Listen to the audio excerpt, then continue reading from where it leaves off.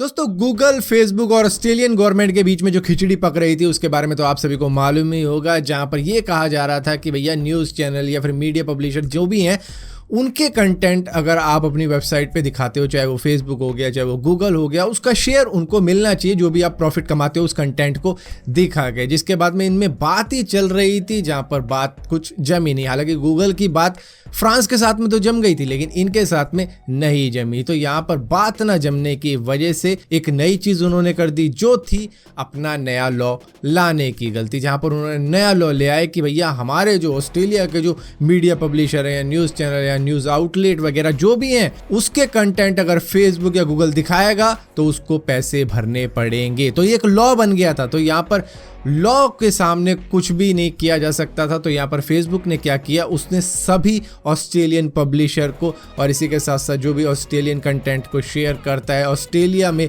रहकर, उनको ब्लॉक कर दिया गया है। और इसी के साथ साथ जो भी कंटेंट आएंगे ऑस्ट्रेलिया से रिलेटेड वो सारे के सारे फेसबुक पर ब्लॉक ही रहेंगे। और बस यही है, क्योंकि इन्होंने लॉ प्रपोज कर दिया, ना ही कोई नेगोशिएशन हुई ना बार्गेनिंग हुई, सीधा एक लॉ तैयार हो गया। जिसके बाद में अब ऑस्ट्रेलियन कंटेंट को फेसबुक ने बैन कर दिया और बहुत ही जल्द शायद हमें सुनने को मिल जाएगी गूगल भी उसको बैन कर दे। हालांकि ऑस्ट्रेलियन पीएम का कहना है कि ये तो बहुत ही एरोगेंट और डिसपॉइंटिंग बिहेवियर रहा है फेसबुक की तरफ से। लेकिन एक तरफ आप ये भी तो सोचो कि आपने भी एकदम से ये पूरा दिखा दिया कि भैया करना है करो, नहीं करना तो भाड़ में जाओ। तो उन्होंने भी कुछ वैसा ही तरीका अपनाया कि ऑस्ट्रेलियन यूज़र, व्यूवर या जो भी हैं ऑस्ट्रेलिया से रिलेटेड अगर कंटेंट डाल देंगे तो वो ब्लॉक ही होएगा, उसको नहीं देखा जा सकता फेसबुक के ऊपर। दोस्तों 2018 के वक्त में FBI ने नॉर्थ कोरियन हैकर्स से लिंक करी थी कई सारी हैकिंग एक्टिविटीज, जिसके बाद में आज के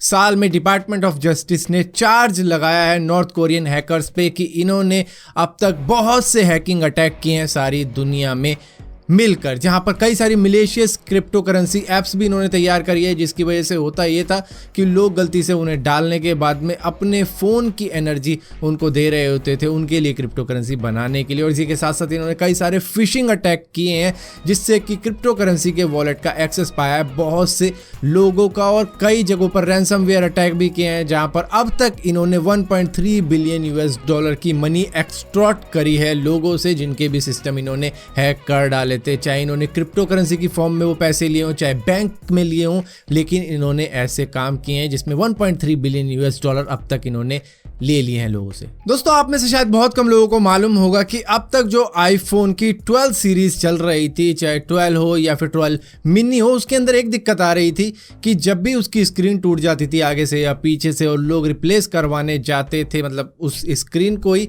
तो उनका पूरा मॉडल ही रिप्लेस करना पड़ता था और बाकी जो डेटा होता था वो iCloud से तो आप वापस ले ही सकते थे। तो ये चीज़ें करनी पड़ती थी अब तक। लेकिन अब ऐसा कुछ समझ में आ रहा है कि शायद एप्पल ने एक ऐसा नया तरीका निकाल दिया है जिससे कि अगर ऐसी दिक्कतें आएंगी तो वही पार्ट बदली किया जा सकता है। क्योंकि अभी तक हो क्या रहा था कि जब भी कोई ऐसी दिक्कतें आती थी तो आईफोन 12 या फिर 12 मिनी के हार्डवेयर के अंदर दिक्कत आ जाती थी। लेकिन अब दूसरे तरीके से ये इस चीज़ को कर सकते हैं जिसमें कि आपको नई यूनिट नहीं मिलेगी बल्कि रिप्लेस कर दिया जाएगा आपकी स्क्रीन को या फिर बैक पैनल को। और यहाँ पर दोस्तों इस महीने जो भी लोग नया फोन लेने की सोच रहे हैं उनके लिए शायद एक ऑप्शन नया आने वाला है। 24 फरवरी को जो है Narzo 30, ये रियलमी की एक सीरीज है जहां पर Narzo 30A, Narzo 30 Pro और इसी के साथ साथ Bud Air 2 भी आने वाले हैं। और यहाँ पर ऐसा एक्सपेक्ट किया जा रहा है कि इसके अंदर शायद Dimensity 800U 5G प्रोसेसर लगा होगा और इसका डिस्प्ले 120 हर्ट्ज का रिफ्रेश रेट के साथ में आ सकता है। तो जब आएगा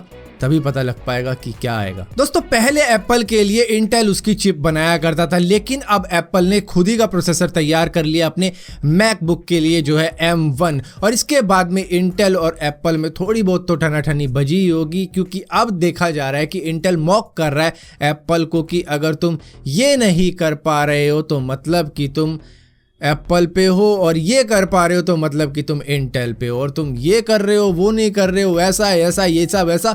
मतलब सिंपल सी भाषा में ये यही कहे जा रहे हैं कि इंटेल बढ़िया है एप्पल से, क्योंकि देखो एक एप्पल प्रोसेसर बनाने की फील्ड में आ चुका है और इंटेल को उन्होंने कट कर दिया है। तो अब ठीक है, खिसियानी बिल्ली खंबा नोचे। दोस्तों यूएस के टेक्सास के अंदर इस वक्त में काफ़ी सर्द मौसम चल रहा है, जहाँ पर जो वाइल्ड एनिमल है उनका भी थोड़ा बहुत एनवायरनमेंट थोड़ा हार्श ही है, काफ़ी ज़्यादा ठंड है, इसकी वजह से सी टर्टल जो काफ़ी ज़्यादा स्लो होते हैं वो लैंड पर जब आ रखे तो उनको बचाने की कोशिश की जा रही है। वहाँ पर कई सारी लोकल एजेंसीज इसमें मदद कर रही है, सी टर्टल को शेल्टर दे रही है और उनको बचाया जा रहा है, लेकिन यहाँ पर वो सभी फुल हो चुके हैं, अब एक को भी रखने की जगह वहाँ पर बची नहीं है। तो इसके बाद में आए एलॉन मस्क, दुनिया के सबसे अमीर आदमी की एक और कंपनी स्पेसएक्स, जिन्होंने अब तक करीबन 4500 सी टर्टल को बचाने में मदद करी है लोकल एजेंसी के साथ में मिलके, मतलब अपनी जो जगह है वो भी वहां पर दिए कि चलो ये जगह ले लो, इसमें रखो इनको। दोस्तों, सुनामी को प्रिडिक्ट करना और अर्थक्वेक को प्रिडिक्ट करना अब तक इंसानों के लिए काफी ज्यादा मुश्किल रहा है, चाहे दुनिया का तेज से तेज कंप्यूटर इसमें लगा दिया जाए, लेकिन